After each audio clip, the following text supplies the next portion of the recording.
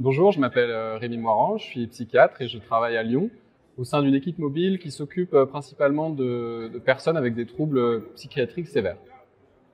J'ai choisi psychiatrie parce que je me suis toujours intéressé aux neurosciences et au fonctionnement de l'esprit humain, et aussi parce que je me suis dit que c'était une spécialité où on ne devait pas s'ennuyer. D'ailleurs, je vais vous raconter une petite anecdote. Je travaille donc dans une équipe mobile qui s'occupe de patients avec des psychoses chroniques et qui cherche à les faire vivre dans d'autres lieux de vie que l'hôpital. Et récemment, on s'est occupé d'un monsieur qui était un patient un peu emblématique de l'hôpital où on travaillait, qui campait même dans l'hôpital depuis quelques années, qui n'était pas sorti de l'hôpital depuis à peu près 20 ans, qui considérait que c'était sa maison. Le discours commun, c'était « jamais ce monsieur pourra vivre ailleurs ».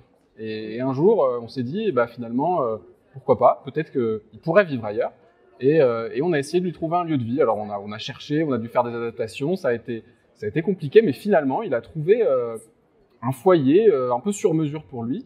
Et de façon très surprenante, ce monsieur qui, à l'hôpital, n'était pas capable de faire grand-chose, avait très peu d'autonomie, était vraiment quelqu'un qui avait une vie très pauvre, et bien s'est mis à faire plein de choses, à sortir seul, à s'acheter des choses, à faire des courses, à témoigner des signes d'intérêt dans d'autres choses que l'hôpital. Et c'était très surprenant de voir que finalement, il avait beaucoup plus de capacités que ce qu'on pensait. Donc ça, c'est quelque chose qui me surprend toujours en psychiatrie, c'est que voilà, finalement, les gens sont pleins de ressources et parfois, les mettre dans d'autres types de situations que le lieu de la psychiatrie, les dépsychiatriser, ça permet de les faire revivre.